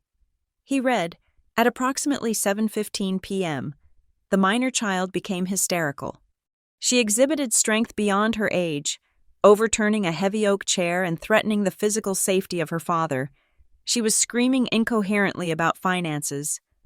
Sterling paused and picked up another sheet. Witness statement of Julian Bailey, age 12, at 7:15 p.m. My sister became hysterical. She exhibited strength beyond her age, overturning a heavy oak chair and threatening the physical safety of my father. She was screaming incoherently about finances. He picked up a third. Witness statement of Gerald Vance. At 7:15 p.m., the child became hysterical.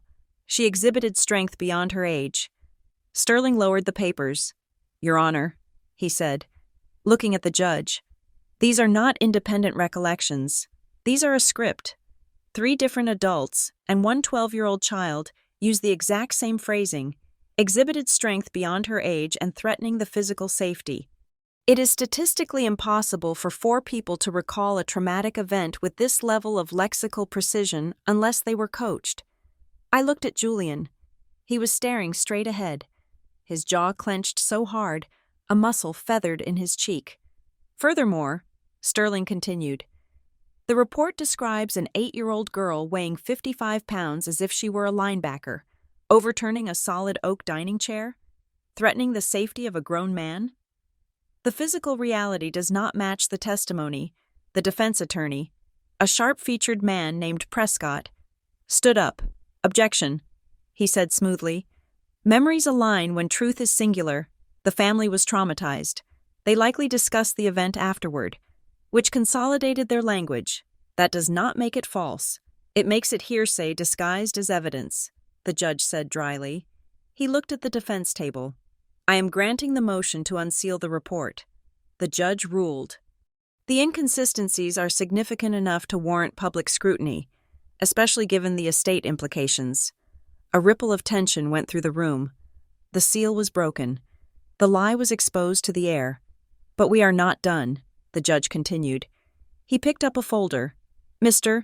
Sterling has also raised concerns regarding the Foundation's financials, specifically payments made to Vance Strategic Consulting. Prescott buttoned his jacket.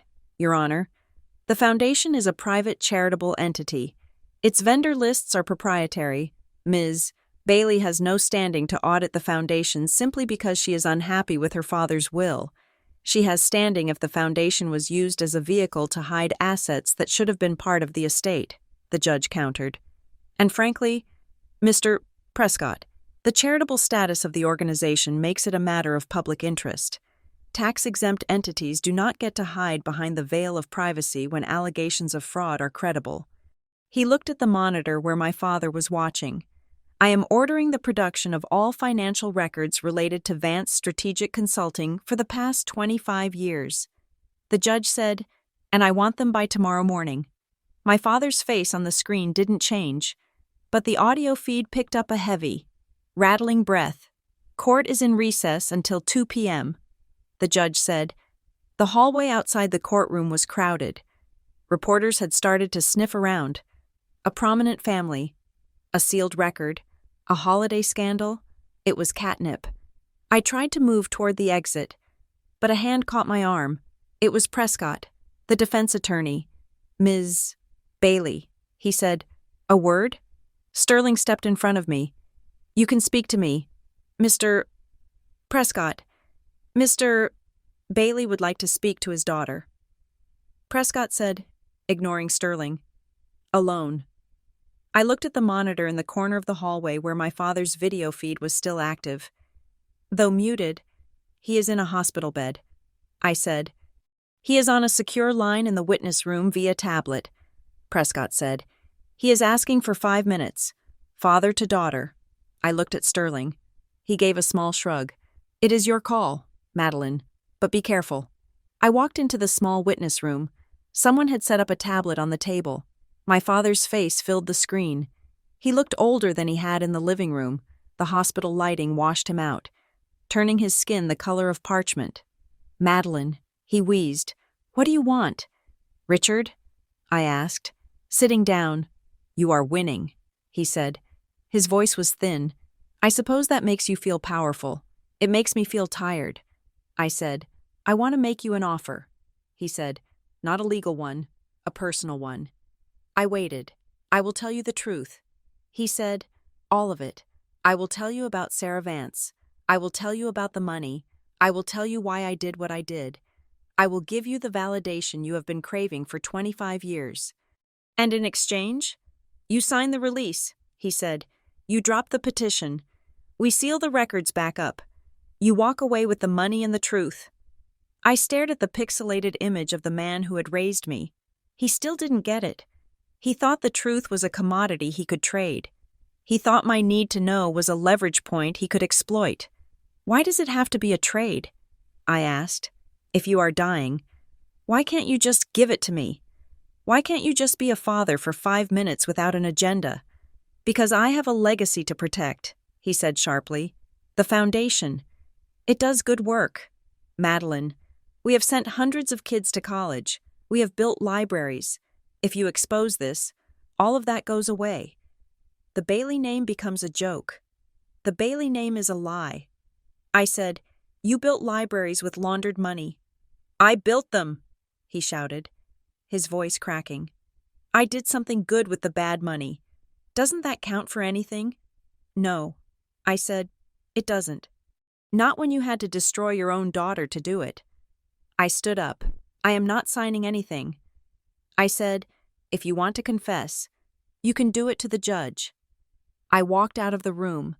I felt a strange lightness in my chest. I had walked away from him. For the first time, I wasn't the one being sent away. I was the one leaving. We went back to the inn for lunch. Noah had his laptop open before his coat was even off. The electronic discovery from the foundation had started to come in, the preliminary batch the judge had ordered regarding the consulting firm. Mom, look at this, Noah said. He was eating a slice of pepperoni pizza with one hand and scrolling with the other. What is it? I am looking at the dates of the payments to Vance Consulting. He said, we knew they were monthly, right? Just under $10,000. Right, structuring. But look at the dates. Noah said, they are weirdly specific. They are always processed on the 26th of the month, except in December. I leaned over. In December, the payments were different. In December, there were multiple payments. December 24th, $9,500. December 26th, $9,500. December 31st, $9,500. They tripled the payments around Christmas. Noah said, every single year. I looked at the ledger. It was a rhythmic pulse, a heartbeat of cash. Why? I asked. Bonuses? Noah guessed. Or maybe that is when the consultant came to collect. I thought about the Christmas parties, the grand galas, the way the house was always full of people. It was the perfect cover. Gerald Vance wasn't just coming for eggnog. He was coming for his envelope. And that night in 1998, I murmured, I was sent away on Christmas Day. The day between the payments, they needed the cash to be clear. I said, they needed the study to be empty. I was in the way of the transaction. Sterling called me 10 minutes later. Madeline, he said. His voice was tight. We have a problem, or perhaps an opportunity. What is it? We tried to serve the subpoena to Gerald Vance. Sterling said, to get him to explain these consulting fees, and? He is gone, Sterling said. Gone? His house is empty. His neighbors say he left in a hurry last night, packed a car and drove off. He ran. I said, it looks that way. Sterling said, and if he ran, it means he knows the game is up. A missing witness looks very bad for your family. It suggests consciousness of guilt. I hung up the phone. Panic. It was flickering through the polished facade of the Bailey family. They were watching their carefully constructed world dissolve. Gerald Vance running meant the loyalty was broken. The silence was broken. I went outside to get some air. The snow was falling again. Soft. Fat flakes that dampened the sound of the traffic. I walked toward the town square. I needed to clear my head before the afternoon session. Madeline. I turned. My mother was standing on the sidewalk near the bakery. She was alone. No lawyers. No Julian. She was wearing a long wool coat, and her face was pale against the gray sky. I stopped. I didn't walk toward her. I stood my ground. I told you I wasn't signing. I said, I know, she said. She reached into her pocket. She pulled out a white envelope. It wasn't a legal document. It was personal stationery. I wrote it anyway. She said. She held it out. Her hand was trembling in the cold. I don't want your deal. Mother, it is not a deal anymore. She said, it is just the truth. You said you wanted the truth. I hesitated. Then, I stepped forward and took the envelope. I didn't open it. I just held it. Why? I asked.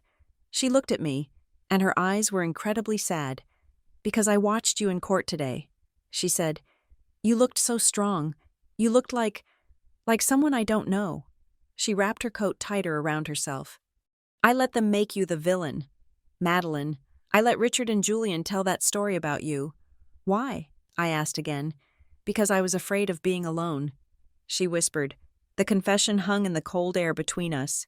If I had stood up for you, Richard would have left me, or he would have gone to prison. And Julian would have blamed me. I would have been in that house all by myself. I was so terrified of the silence. So I traded you for the noise. She looked down at the snow. I am a weak woman. Madeline, I always have been. You were born strong. I resented that. I think I resented that you didn't need us the way we needed the lies. She turned and walked away. She didn't ask for forgiveness. She didn't ask me to come back. She just walked toward the waiting town car. A small, diminishing figure in the snow. I opened the letter. It was exactly what she said. It was a confession of cowardice. I saw you that night. You weren't hysterical.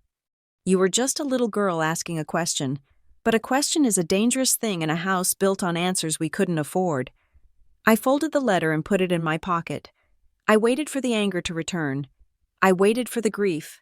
But all I felt was a quiet, settling dust. I had spent my entire life wondering what was wrong with me, why I wasn't lovable, why I was the one who had to leave. Now I knew. There was nothing wrong with me. I was simply the one person in the family who couldn't be bought. My mother wasn't a monster. She was just a woman who was afraid of the dark.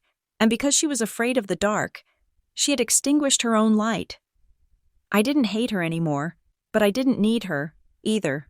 The cord was cut, not by a lawyer, but by the realization that she had nothing left to give me. By the time I got back to the inn, the town felt different. Kingsport was a place that ran on gossip, and the courtroom revelations were leaking out. I stopped at the convenience store to buy water. 2 women were standing by the coffee machine. They stopped talking when I walked in. I braced myself for the glare, the judgment. Instead, one of them, a woman who had been a grade ahead of me in school, gave me a tentative nod. I heard about the hearing, she said quietly. I nodded back. My dad was a volunteer firefighter back in '98, she said. She looked around, then lowered her voice.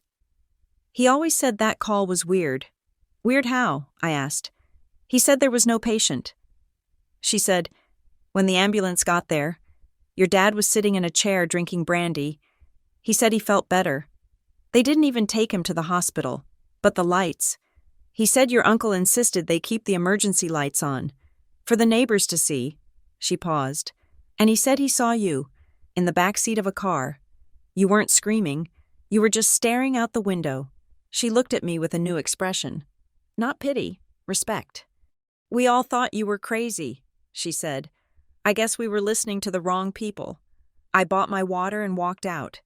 The monolith was cracking. The town didn't care about the Bailey money as much as they cared about a good story. And the story of a brave little girl framed by her rich, corrupt parents was a better story than the one they had been fed. The afternoon hearing was short and brutal. Judge Holloway was not amused by Gerald Vance's disappearance. This court finds the timing of Mr. Vance's departure to be highly suspicious. The judge said. He looked at Prescott. I am issuing a bench warrant for Gerald Vance. And regarding the foundation, he leaned forward. The pattern of payments uncovered by the plaintiff, specifically the restructuring of funds around the holidays, suggests a systematic effort to evade reporting requirements. This goes beyond bad bookkeeping. This looks like structured payouts. Julian was pale. He was whispering furiously to Prescott. I am appointing a forensic accountant to oversee the foundation's assets immediately. The judge ruled, effective today, the Bailey family is removed from the board of trustees pending the outcome of this investigation. The gavel banged. It was a death blow. The foundation was their shield, their piggy bank, and their reputation. The judge had just taken it away. Julian stood up. He looked at me across the aisle. There was no charm left, just pure, unadulterated hatred. You happy now? He mouthed. I looked at him. I looked at the boy who had become a bagman for his father's sins. I am finished. I said, we won. Technically. The case wasn't over. There would be months of audits, depositions, and criminal inquiries, but the objective was achieved. The record was unsealed. The lie was dead. I sat in the hotel room on Christmas Eve. Noah was asleep. The snow was piling up outside. My phone buzzed. It was a text from my mother. Dinner is at 6. Please come. Let's be a family. Just for tonight, I stared at the screen. The audacity was breathtaking. After everything, after the court order, the fraud, the confession, she still thought she could simulate a family dinner. She still thought a roast beef and a centerpiece could fix a 25-year betrayal. I started to type, no. Then I stopped. If I didn't go, I was still the exile. I was still the girl who was sent away. I was still hiding in the inn. If I went, I wasn't seeking their approval. I wasn't looking for an apology. I was simply occupying the space that belonged to me. I woke Noah up. Put your suit back on. I said, why? He asked, groggy. We are going to dinner. I said, at the house? Noah asked, horrified. With them? Yes. I said, are you crazy? No. I said, smiling, I am the sanest person in this family. We are going to go. We are going to eat their food, and we are going to let them see exactly what they lost. I checked my reflection in the mirror. I didn't see the frightened 8-year-old anymore. I saw a woman who had walked through the fire and come out holding the match. Let's go. I said. We drove through the snow to the house on the hill. The gates were open. The lights were on. It looked exactly like it had in 1998. But this time, I had the keys to the truth in my pocket. I parked the car right in front of the door. I took Noah's hand. Ready? I asked. He squeezed my hand. Ready. I walked up the steps and rang the bell. The door opened. It was my mother. She was wearing red.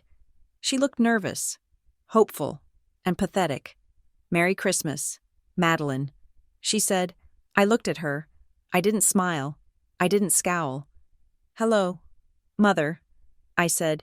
We are here for dinner, and we are leaving when we are ready. I stepped past her into the warmth of the house that had once been my prison, and for the first time in my life, I wasn't afraid of the ghosts. I was the one haunting them. The hallway smelled exactly the same. That was the first thing that hit me. A heavy, cloying scent of pine needles, beeswax, and the specific metallic tang of expensive red wine. It was a smell that had been triggering a nausea reflex in me for 25 years. But tonight, I breathed it in deep. It didn't smell like fear anymore. It smelled like evidence. I handed my coat to the housekeeper, a woman I didn't recognize who looked at me with wide, nervous eyes. She knew who I was. The whole town knew who I was now. The ghost had returned, and she had brought a lawyer. Noah stood next to me. He was wearing his new navy blazer. His hair brushed back. He looked so much like my father did in the old photographs, before the corruption rotted him from the inside out. But Noah had something my father never had. A clear conscience. I checked my phone. Arthur Sterling had sent a text 3 minutes ago. I am parked down the street. If you are not out in 2 hours, or if you send the signal, I am coming to the door with the sheriff. I put the phone away. Ready? I asked Noah. He touched the inside pocket of his blazer, where his phone was recording. Ready? He said. We walked into the dining room. They were waiting. It was a tableau of dysfunction frozen in crystal and china. My mother sat at the foot of the table, wearing red velvet, her face a mask of desperate, brittle cheer. Julian was on her right, pouring wine with a hand that shook slightly, and at the head of the table, in a wheelchair that looked incongruous against the antique furniture, was my father. He had discharged himself against medical advice. I knew why. He couldn't control the narrative from a hospital bed. He needed his throne. "Madeline," my mother breathed, standing up. "You came. And Noah, welcome. Please, sit." She gestured to 2 empty chairs, the same chairs we had occupied in 1998. I didn't move toward the table immediately. I stood by the sideboard, my hand resting on Noah's shoulder. "Before we sit," I said, my voice calm and low, "we need to set the ground rules." Julian scoffed, slamming the wine bottle down. "Jesus, Maddie, it is Christmas Eve. Can you just be a person for 5 minutes?" "Rule 1, I said, ignoring him. "No raised voices.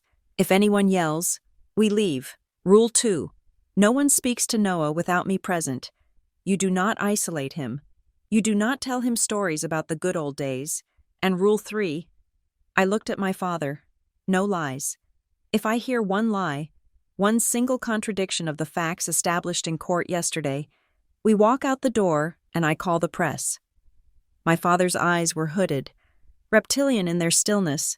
"Sit down, Madeline," he rasped. "We are just having dinner." I pulled out the chair for Noah, then sat down myself. The table was set with the good silver. The roast beef was in the center, steaming. It was a perfect recreation of the night I was exiled. They were trying to overwrite the memory by staging it again, hoping that this time they could get the ending right. My mother passed the potatoes. Her hand was trembling so hard the spoon clattered against the porcelain. "It is so nice to have everyone together," she said, her voice high and tight. "We have missed so much time. But we can fix it. We can move forward." She looked at me with pleading eyes. "We just want to put the unpleasantness behind us," she said. "We did what we thought was best at the time. You know that, don't you? We were just trying to survive." I took a sip of water. "Unpleasantness," I repeated. "Is that what we are calling felony fraud and child abandonment these days?" "Madeline, please," Julian said. He looked exhausted. He had aged 10 years in the last week. The judge's order to freeze the foundation's assets had cut off his lifeline. He was watching his inheritance evaporate. "We were protecting you," Julian said. "You were unstable. You were always dramatic. We thought if we sent you away, you would get the help you needed." I set my glass down. "Stop," I said. Julian blinked. "What? That is a lie." I said, "Rule 3? It is not a lie," Julian protested. "I was there. I saw you." "Okay," I said. I turned in my chair to face him fully. "Let's play a game. Julian, since you were there, and since you signed the statement that ruined my life. Tell me what you saw." I didn't ask it aggressively. I asked it with a terrifying curiosity. "Tell me about the chair." I said, "The chair?" Julian stammered. "The statement you signed said I overturned a heavy oak chair." I said, I pointed to the chair I was sitting in. It weighed at least 30 pounds. I was 8. I weighed 55 pounds. "Tell me, Julian, how did I throw it? Did I lift it over my head? Did I kick it?" Julian looked at the chair. He looked at me. He licked his lips. It was chaos," he said. "You were thrashing around. You knocked it over. Knocked it over." I repeated, "Interesting, because in the statement, you said I threw it. And Mom?" I turned to my mother. "In your statement to the police, you said I threatened Dad with a steak knife." My mother paled. "I don't remember that. It is in the file." "Mother, you signed it. But Julian's statement didn't mention a knife. And Gerald Vance's statement said I was unarmed, but possessing demonic strength." I leaned forward. "So which was it? Was I the Hulk? Flipping furniture? Was I an assassin with a knife? Or was I a little girl crying because she found a room full of money she wasn't supposed to see?" The silence that followed was thick enough to choke on. They looked at each other. For 25 years, they had relied on the script. Madeline was crazy. Madeline was dangerous. but they had never actually synchronized the details because no one had ever challenged them. They were reading from different drafts of the same fiction. "This is ridiculous," Julian muttered. "You are nitpicking. It was 25 years ago. Who cares about the details?" "The court cares," Noah said. It was the first time he had spoken. His voice was steady, deeper than it should have been for a 13-year-old. "Perjury is a crime," Noah said, "even if it was a long time ago." Julian slammed his hand on the table. "You listen to me. You little— Rule 1, I said sharply. No raised voices. Julian glared at Noah, then slumped back in his chair. "Look," he said, his voice cracking. "We are trying to make peace here. I am trying to save this family. Mom is a wreck. Dad is dying. Can't you just give us this? It is Christmas." He looked at me with wet, red-rimmed eyes. "I did it for Mom," Julian said. "You have to understand that. I was 12. Dad told me if I didn't back up the story, Mom would lose the house. I was protecting her. I have been protecting her my whole life." He gestured to the room.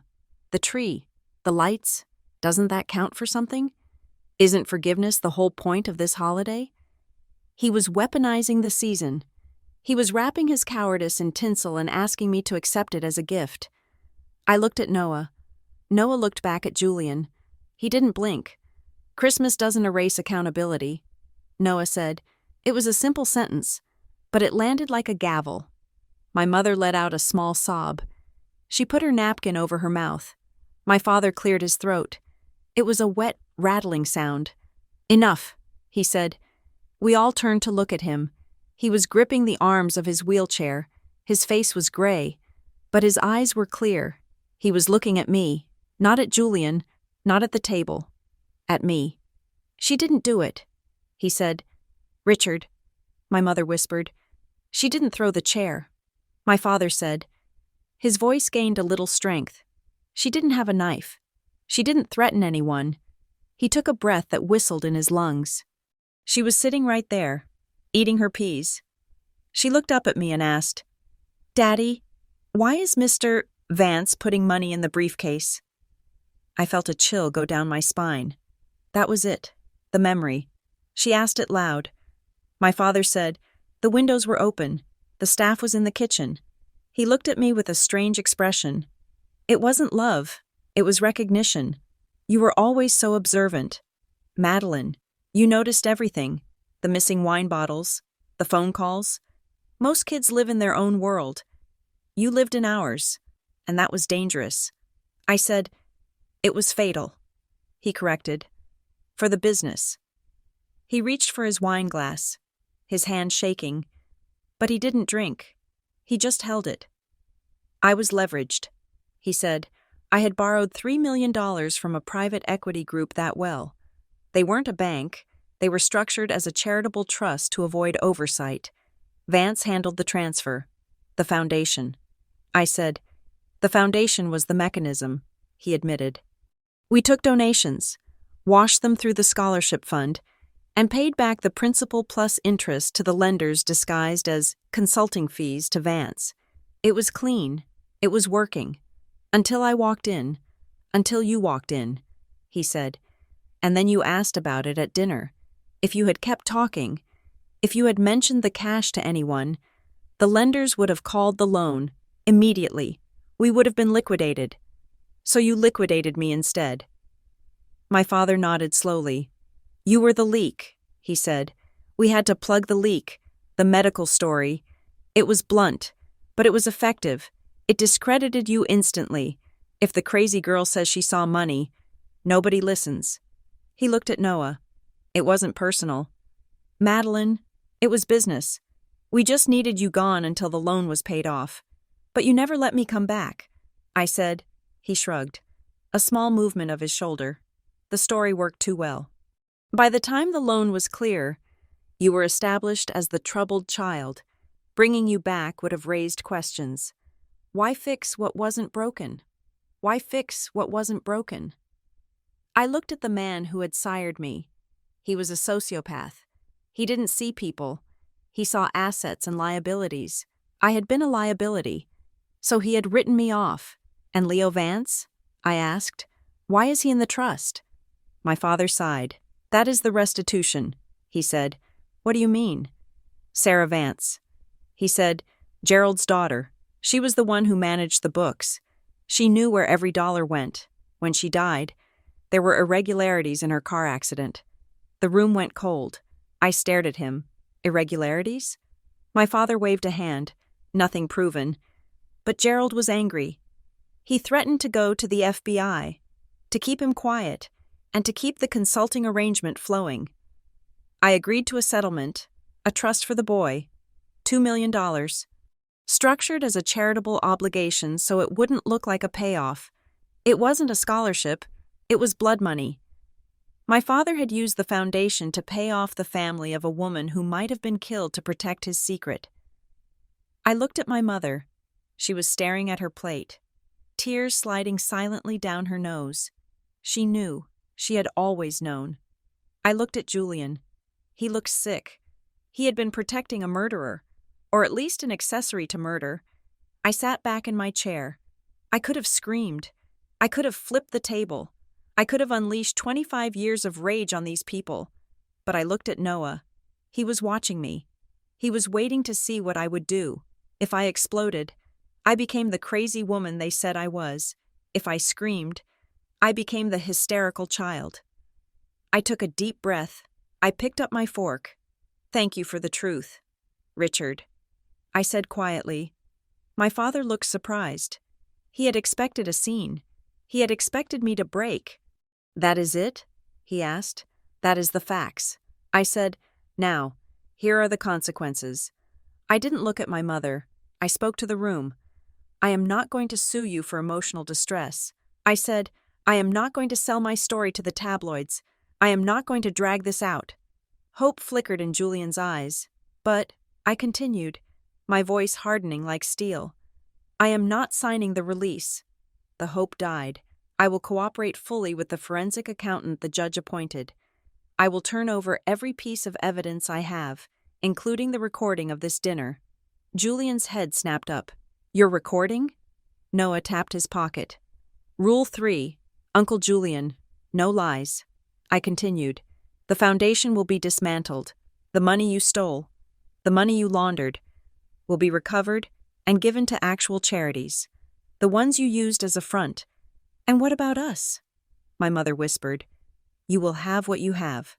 I said, "You will keep the house, if the creditors don't take it. You will keep your freedom, if the district attorney decides you are too old to prosecute, but you will not keep your reputation." I stood up. "The court order stands. My name is cleared. The incident report is struck from the record, and you will sign a statement, tonight, prepared by my attorney, acknowledging that I was scapegoated to cover financial malfeasance." I pulled a document from my purse. Sterling had drafted it that afternoon. "Sign it," I said, sliding it across the table to my father. He looked at it. He looked at me. "And if I don't?"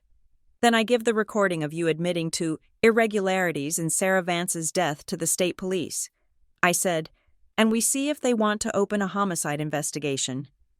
My father's hand shook as he reached for a pen. He knew when he was beaten. He signed it. He pushed it to Julian. Julian signed it without looking at me. He pushed it to my mother. She signed it, her tears blotting the ink. I took the paper back. I checked the signatures. They were clean. I folded the document and put it in my purse. I looked at them one last time. The roast beef was getting cold. The wine was breathing, turning sour in the air. They were small people. They were terrified. Hollow people living in a museum of their own making. You don't get to rewrite what you did just because you are tired of it. I said to my mother. She looked up at me, her face a ruin. "I love you." "Madeline," she whispered. "I know," I said, "but that doesn't matter anymore." I turned to Noah. "Let's go," I said. We walked out of the dining room. We walked down the hallway with the thick carpet. We didn't look back. We put on our coats in the foyer. The housekeeper was gone. The house was silent, save for the ticking of the grandfather clock. We opened the heavy oak door and stepped out into the night. The cold air hit my face like a blessing. It was snowing harder now. Big, clean flakes that covered the driveway, the hedges, the iron gates. We got into the car. I started the engine. Noah buckled his seatbelt. He looked at the house one last time, glowing warm and golden in the rearview mirror.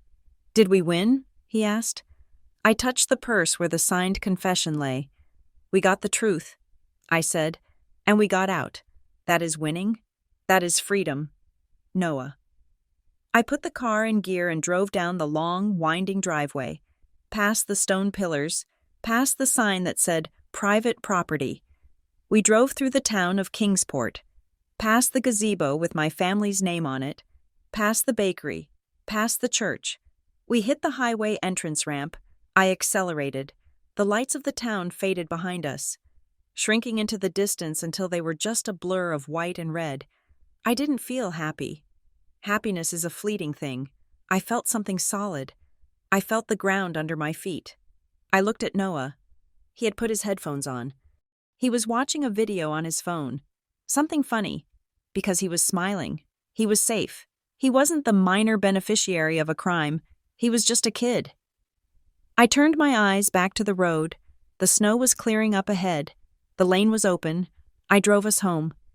Thank you so much for listening to this story.